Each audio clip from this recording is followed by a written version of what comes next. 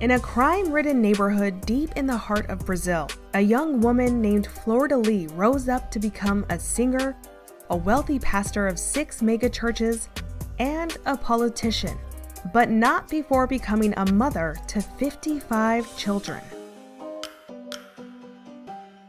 From preaching on the streets to commanding audiences with celebrities and high-powered politicians, Brazil's superstar told a story of love and redemption and promised to serve the people.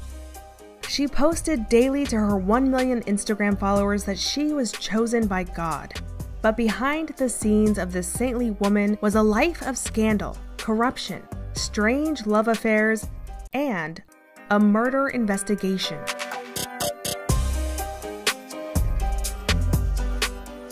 This is the story of how an evangelical empire of a powerful woman, once hailed as the mother of the nation, came crumbling down.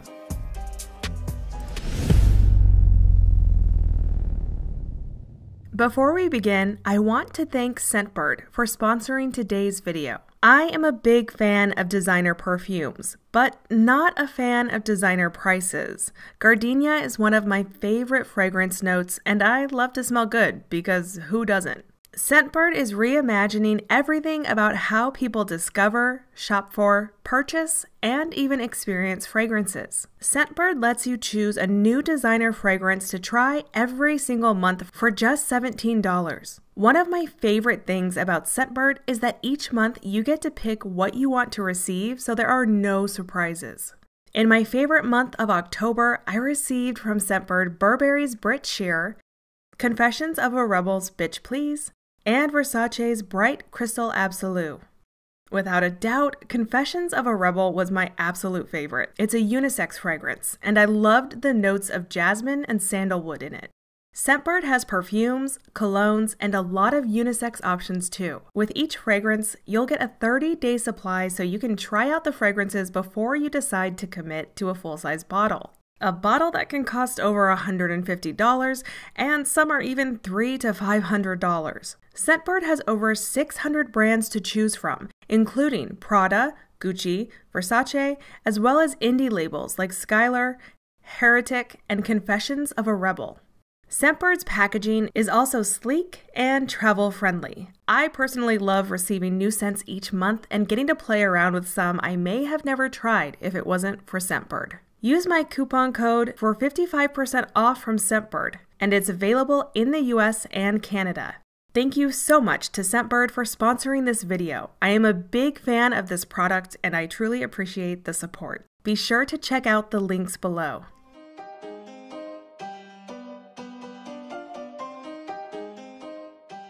Flor de Lis dos Santos de Sousa was born February 5, 1961 in Brazil.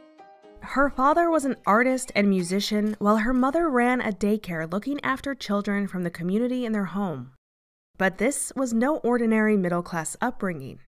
The family lived in one of the largest favelas in Rio de Janeiro. If you've ever watched a movie set in Rio and marveled at the bright colors of the haphazard buildings built into the towering foothills, those are the favelas. While from afar they may look exotic, to those living within them, they are anything but. The favelas are where the poorest call home. Many of the buildings are precariously built on foundations first laid in the 1940s.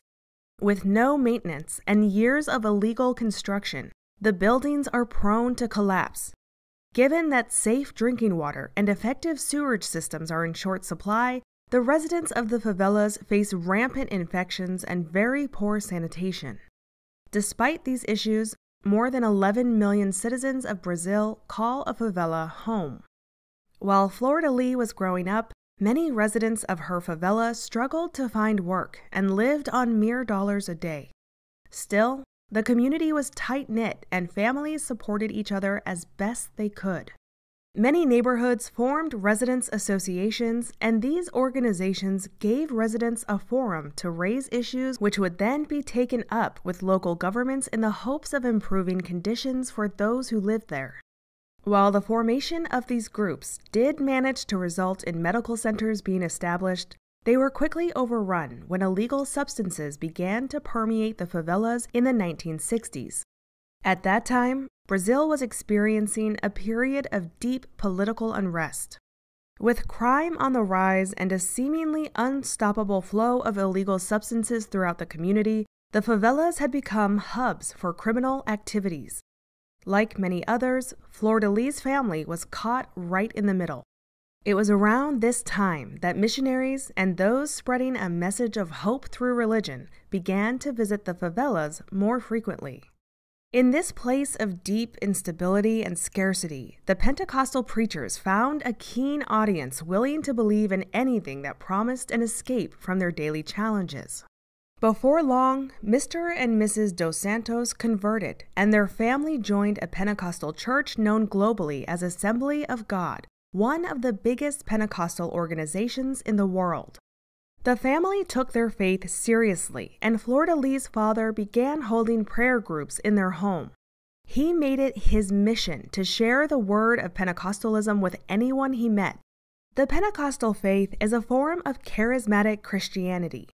Pentecostals believe a person can be medically healed by faith alone, and that humans who have been baptized with what Christians call the Holy Spirit can receive supernatural gifts, such as the ability to heal someone else. And don't forget speaking in tongues.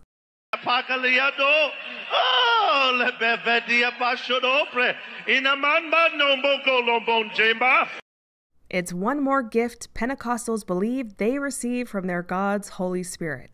Pentecostals believe once you have been baptized and this Holy Spirit resides within you, you can go out into the world and use this miraculous power to heal others, speak prophecy over another person, and convert anyone you come in contact with. As a child, Flor-de-Lis believed she witnessed this power time and time again when she attended church services with her parents. During these church services, she watched on as the congregation enthusiastically sang, danced, and spoke in tongues, sometimes for hours at a time. Flor-de-Lis loved to sing, and she was happy to join in. She was a gifted singer, and she was regularly invited to the front of the church to lead worship.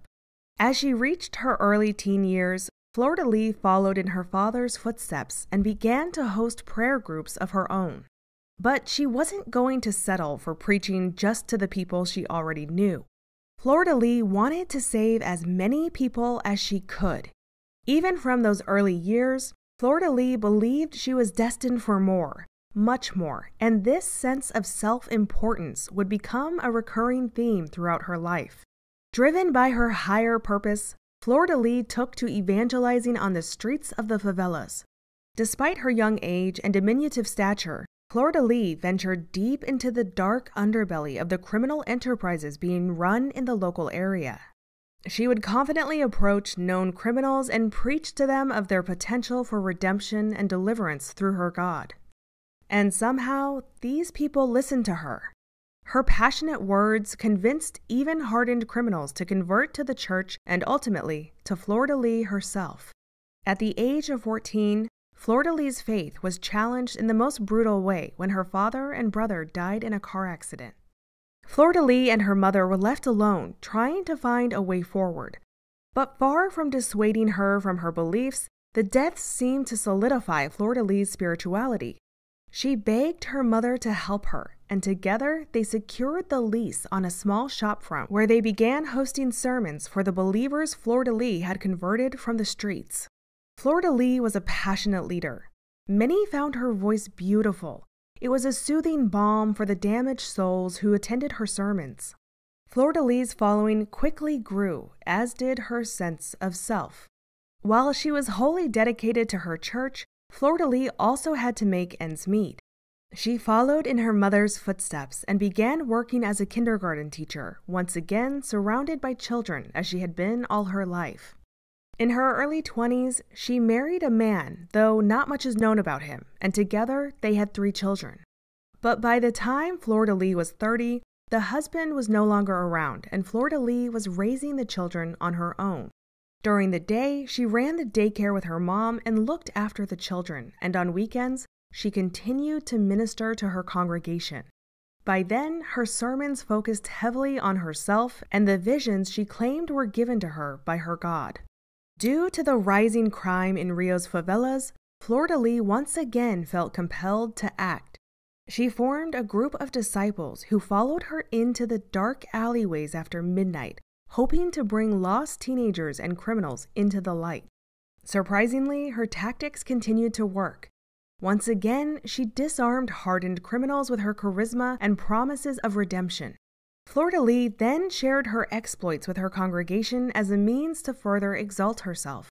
She told them how one night in those dark alleys, she came face to face with one of the favela's most notorious dealers. The man was with a group of his armed followers, and they quickly surrounded Fleur-de-Lis as she approached. Despite being at the mercy of a group of these dangerous men but wanting to pass, Fleur-de-Lis told them, quote, "If my God wants to, he will turn you into a leper right now. Your nose will fall off and there is nothing you can do." End quote. In response to her proclamation, the men backed down and let her pass. It was an inspiring story and did the trick to draw more disciples into her orbit. By then, there were whispers of Fleur-de-Lis being a prophet or saint sent directly to Rio to save those who had been abandoned by society. Fleur-de-Lis never denied the rumors of her saintliness. And what does any good saint do when surrounded by such poverty and despair? They save the children.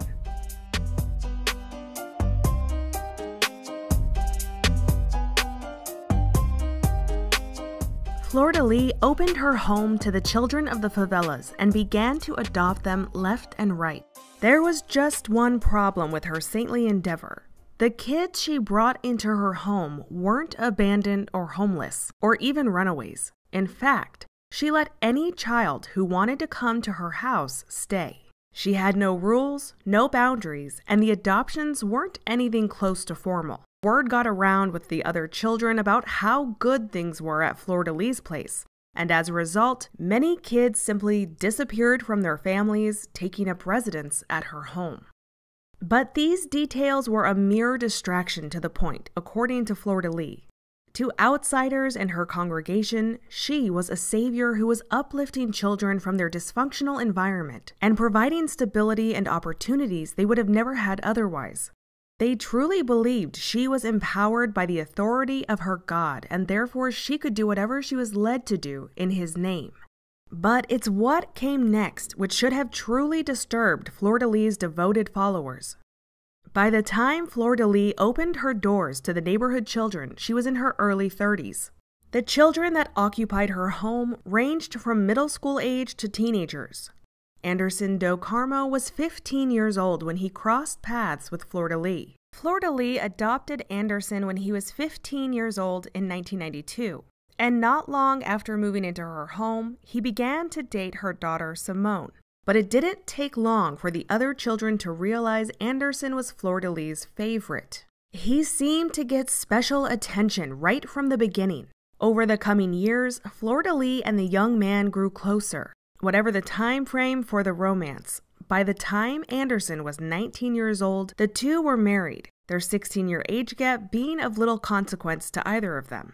Fleur-de-Lis denied grooming her adopted son and her daughter's ex-boyfriend and swore to everyone that nothing happened with Anderson until he was 18 years old.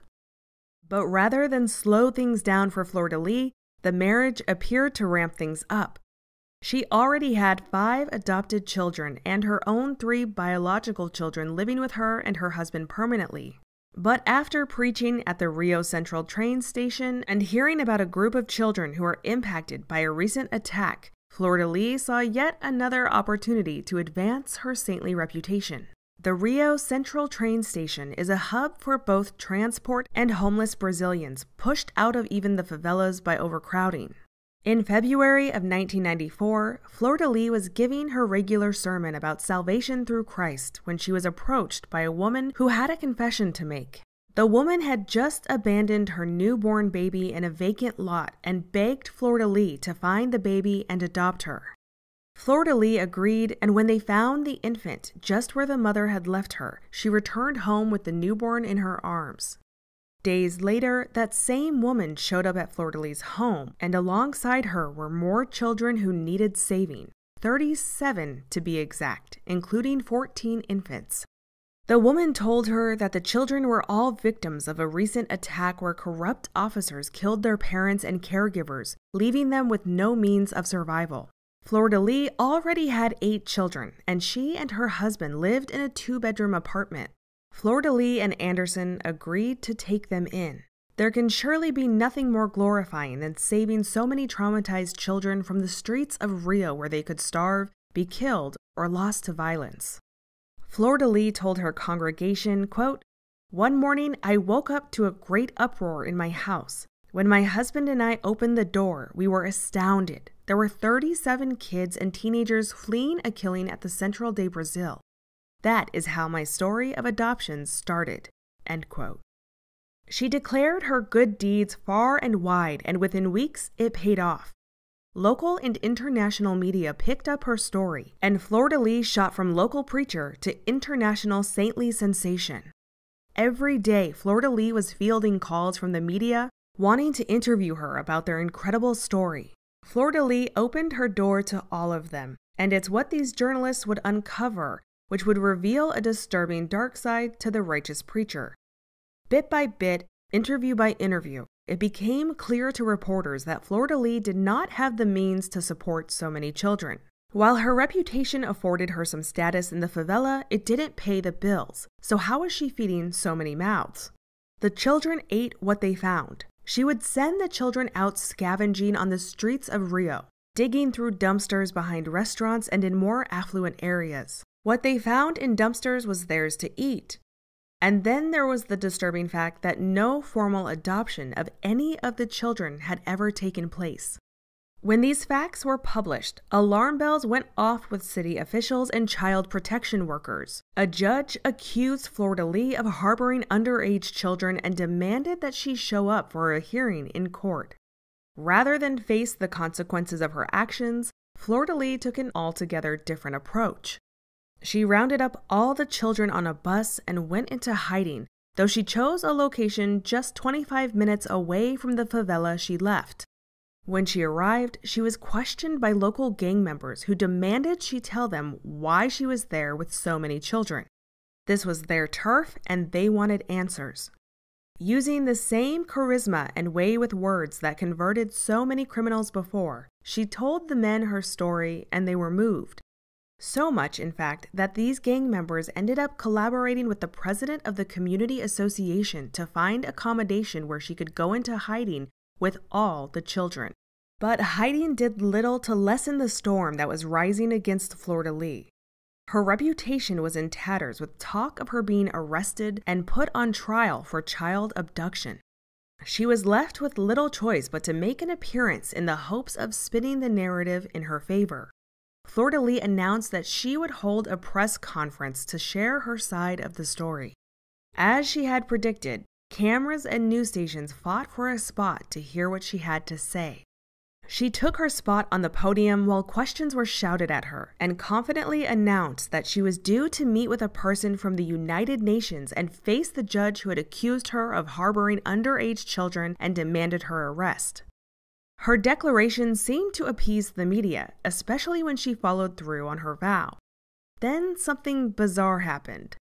Seeing the media's support of Fleur-de-Lis, the officials who formally decried her actions and worried about the children who hadn't been officially adopted turned around and began to support her. Fleur-de-Lis was hailed as a hero for saving so many children, and supporters came forward to find an organization which would assist her to legally adopt all the children. After having adopted a few more by this point, Fleur-de-Lis would now be called mother by 55 children to be exact. The praise and support for Fleur-de-Lis continued, and 2 businessmen provided a fully furnished home on the western side of Rio where she could live with all the children. It had a large garage that Fleur-de-Lis and Anderson decided to turn into a new church. Anderson led the sermons while Fleur-de-Lis sang. Tithing was also demanded, as Pentecostal beliefs state members must tithe regularly in order to access the gates of heaven. Hosting private services became quite lucrative for the couple. Indeed, the negative publicity had become an exceedingly positive experience for the family. With money flowing in from the tithes of members, They saved enough to build their own church in an abandoned bus depot she named City of Fire. Off the back of Fleur-de-Lis's reputation, the new congregation was an instant success with more than 5,000 people attending her weekly sermon. Fleur-de-Lis was the star of the show. While Anderson's sermons were heartfelt and stirring, it was Fleur-de-Lis's singing which truly moved the hearts and wallets of her followers. But the tithe money wasn't enough.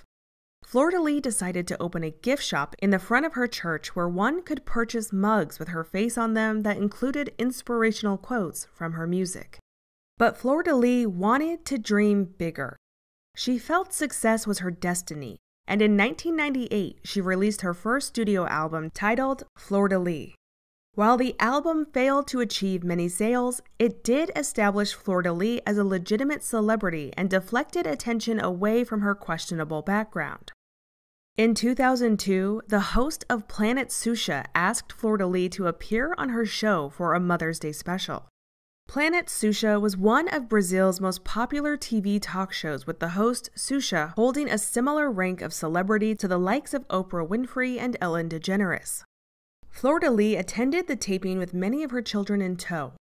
Millions watched as Xuxa gushed that, quote, Fleur-de-Lis is a real mom, a special mom. Xuxa then bestowed upon Fleur-de-Lis a title by which she would come to be known for many more years. Xuxa announced Fleur-de-Lis was the mother of the nation. The show's appearance was a turning point for Fleur-de-Lis. She was approached by numerous television shows, politicians, and wealthy benefactors. They all wanted to be seen alongside the mother of the nation. One of these superfans was a renowned filmmaker, and after visiting the favelas with Fleur-de-Lis and of course taking thousands of well-timed shots of the people she humbly helped on the way, he decided Fleur-de-Lis needed a platform of her own. He set about producing a biographical film about Fleur-de-Lis and the impact she had on the favelas and her many adopted children. But the film wasn't just about Fleur-de-Lis. Fleur-de-Lis would star in the film as herself. The remainder of the cast were famous soap opera stars who offered to forego payment and in turn have the proceeds dedicated to Fleur-de-Lis and her children. The movie was titled Fleur-de-Lis, Just One Word is Enough to Make a Change, and was released in 2009 at Rio's International Film Festival. Fleur-de-Lis was now a movie star. She laughed up the spotlight and attended the red carpet premiere with her young husband on her arm. But just like with her album, Fleur-de-Lis's reputation didn't equal sales, and the film was labeled a flop. All was not lost, though, as the film further solidified her profile, and months later she signed with a recording agency. Over the next decade, she released 5 albums filled with songs of redemption and praise.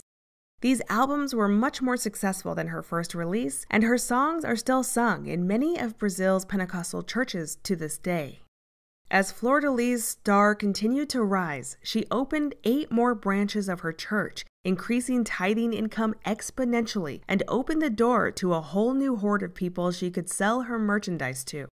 As the pastors of 9 megachurches, life was good for Fleur-de-Lis and Anderson. They were making $20,000 per month through tithing and her various income streams, far exceeding the average Brazilian wage of just $500 a month. The girl from the favelas was wearing Chanel handbags, flying business class, and living in a gated community. But the life of Fleur-de-Lis would take such an unhinged and disastrous turn that many would say it was too bizarre to be real.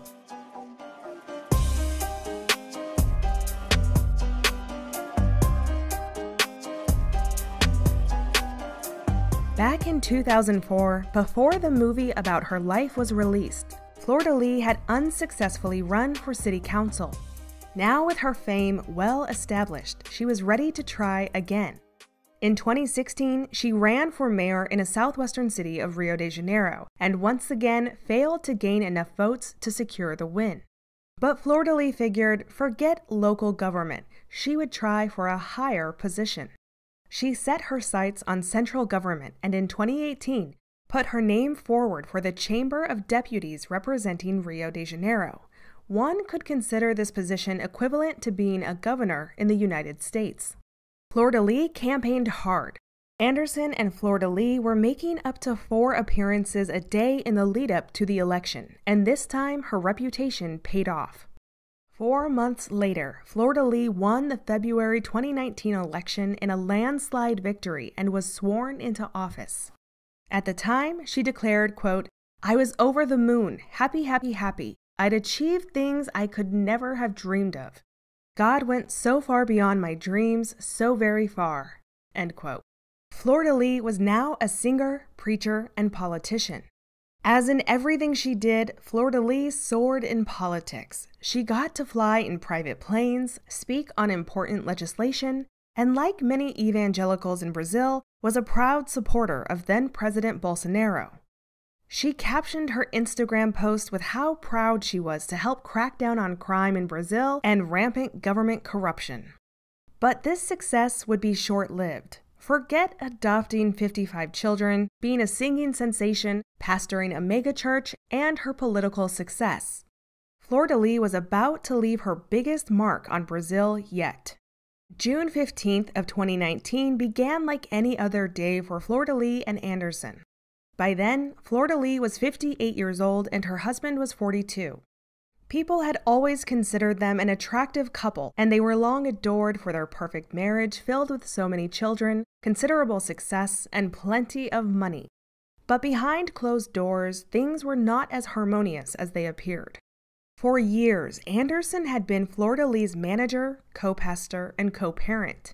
Over that time, he had come to find success in his own right, and was revered as a powerful pastor capable of converting people after just one sermon. But some people believed that with his success came a swelling ego. Anderson loved the limelight as much as Fleur-de-Lis, maybe even more. After her political appointment, he had taken to attending all of her meetings and often speaking on her behalf, even when it was about the work which she had been elected to do. Anderson also controlled how their church was run, how the children were parented, and much to Fleur-de-Lis' dismay, he controlled the family's finances. Fleur-de-Lis was growing increasingly dissatisfied with having to ask for permission to spend the money she earned. Especially when it came to splurging on certain luxuries for herself, Anderson seemed to have a problem with. But separation or divorce was off the table. After all, Fleur-de-Lis was a devoutly religious woman, and divorce is never a good look for a Pentecostal. She wasn't about to have a scandal destroy her hard-earned reputation. She decided that she alone was responsible for the position she found herself in, and she would be the one to get herself out. Deciding that they needed to do something to reignite the spark between them, Fleur-de-Lis suggested a walk down the Copacabana beach boardwalk one night with Anderson. It worked. After a leisurely stroll at 2 a.m. and grabbing a bite to eat from a local vendor, Fleur-de-Lis and Anderson headed towards the car. The events of the night had the desired effect, and these two conservative pastors ended up having sex on the hood of their car, right there in the car park at the end of the beach. After crying out the name of God, but not through prayer, they put themselves back together and began their drive home, just a few miles away. When later recalling the events of that night, Fleur-de-Lis said 2 angry motorbikers began tailgating them. Anderson was driving and stepped on the gas in an attempt to ditch the angry men. It worked, and the couple safely pulled into their driveway. Fleur-de-Lis immediately headed inside to check on the children, while Anderson stayed in the car for another minute to check his email. Fleur-de-Lis hadn't been inside very long, when suddenly the silence of the night was shattered by a weapon fired multiple times right outside their home. Fleur-de-Lis tried to rush outside to see what happened, but one of her children stopped her from going any further. They told her she wouldn't want to see. While parked in the driveway, Anderson had been shot 30 times while still in the driver's seat, with most of the wounds in his groin area. 2 of their sons rushed him to the hospital, but it was too late. Anderson was declared dead on arrival. By the next morning, Anderson's attack made headline news. The Rio Times declared, "Husband of Brazilian federal deputy assassinated." It was clear to everyone involved that Anderson had been the target of a political attack.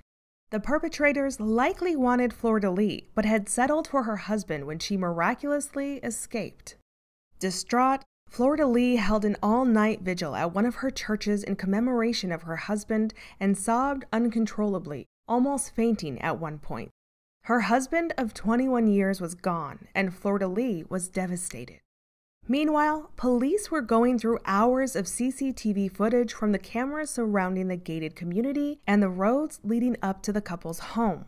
It wasn't long before they realized something was missing. There were no motorbike riders, no angry tailgaters, and no one had followed the couple into the street that night. The couple's home also had cameras, and while they were strangely pointed away from the house, they did record comings and goings on the street outside. Just 15 minutes before Anderson was attacked, the cameras captured an Uber pull-up outside. One of the couple's children appeared to run inside the house, then returned to the Uber and sped off. Investigators couldn't determine whether this occurrence was related to Anderson's death, and it was clear that something was not adding up with footage of that night not matching Fleur-de-Lis' story. So investigators turned their attention to the occupants of the house, all 56 of them. Background checks were run on the children, all of whom were then in their teens or 20s now. While you might expect that many of the kids who Fleur-de-Lis rescued from the streets had police records, many of their offenses were as recent as just a few months before Anderson's attack, putting her assertions of running a God-fearing household in question. Investigators wanted to speak to the young man from the footage captured just before Anderson's murder. His name was Lucas, and he was an 18-year-old Fleur-de-Lis had adopted as a teenager. His background check revealed he had an outstanding warrant for dealing illegal substances. When officers questioned him about the early morning Uber drop-in, Lucas surprisingly admitted he was dealing at the time and wanted to hide his stash at home before he headed to a nightclub. The officers sensed that Lucas had more to say, and they continued to press him about his dealing and any other criminal activity he might be involved in. Under pressure, Lucas began to share more about the lead-up to that night. Lucas revealed that a week before the murder, he visited a nearby favela to purchase a weapon, but it wasn't for him. It was a favor to Flavio, who was one of Fleur-de-Lis' biological sons. Lucas pointed the finger at Flavio as the attacker in their father's death. A warrant for Flavio was issued, and just 36 hours after the attack, Flavio was arrested at Anderson's funeral. Once in custody, Flavio confessed to his part, but the lead investigator suspected there was more to the story than Flavio was willing or able to share, and he would be right. One by one, all 55 children were interviewed about what happened that night. What the children revealed would blow the case wide open and reveal the truly dark side of the mother of the nation. This was no robbery gone wrong. While Fleur-de-Lis always presented herself as a maternal person, the children recalled their experience with her as anything but warm and loving.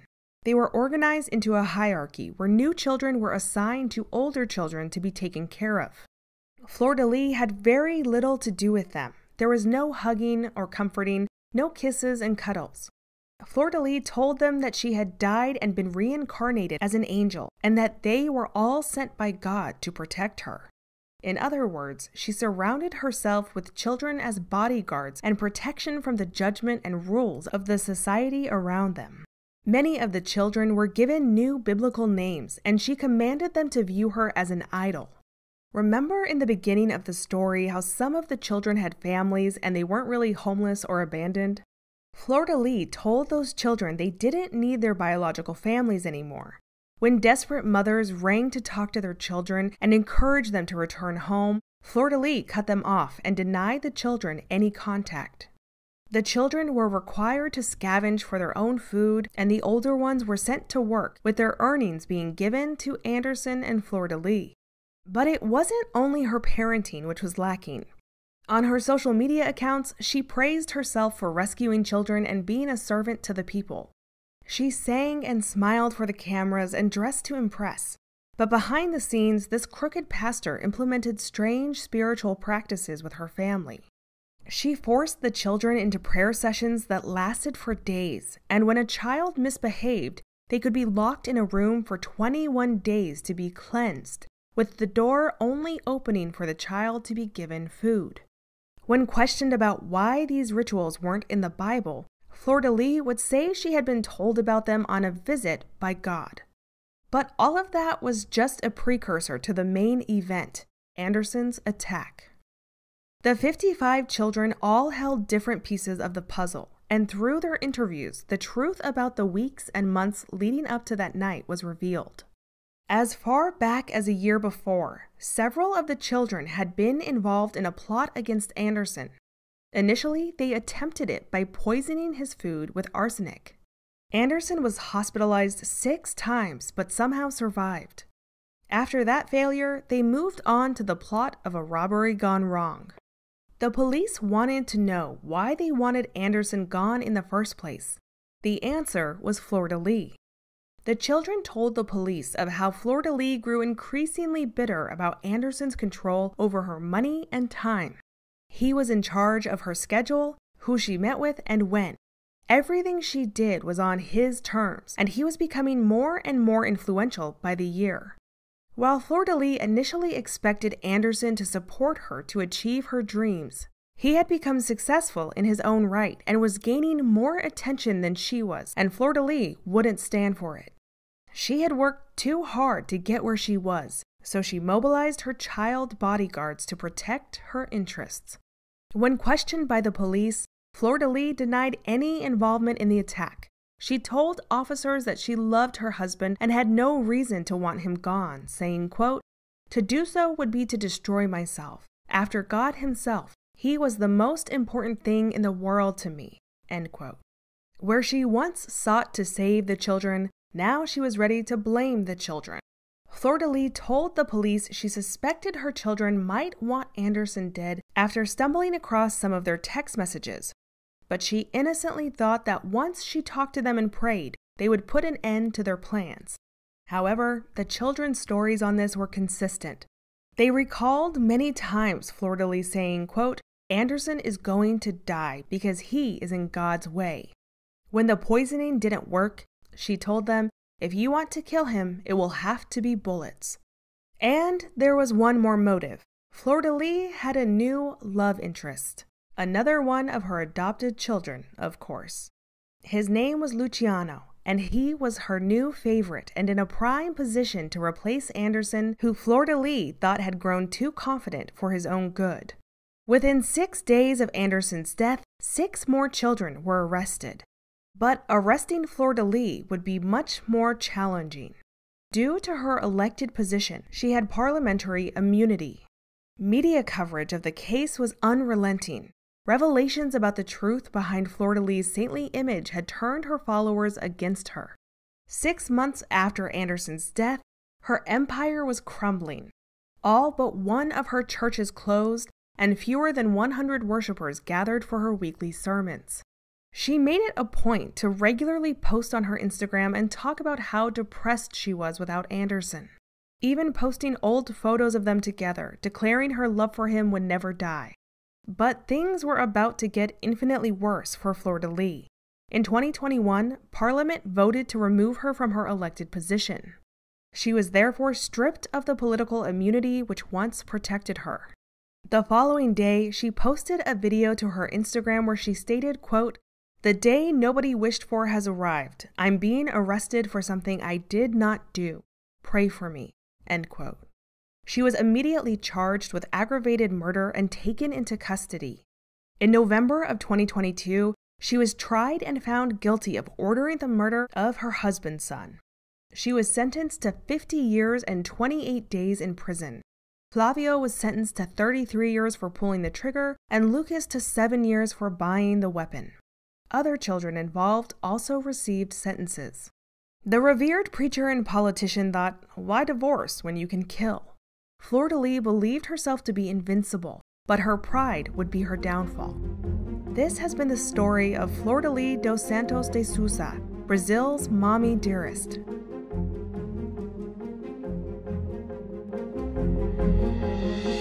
If you are a fan of learning about scams, cults, and cautionary tales, subscribe to the channel and turn on notifications so you'll be notified when a new documentary comes out. My name is Josie, and thank you so much for watching.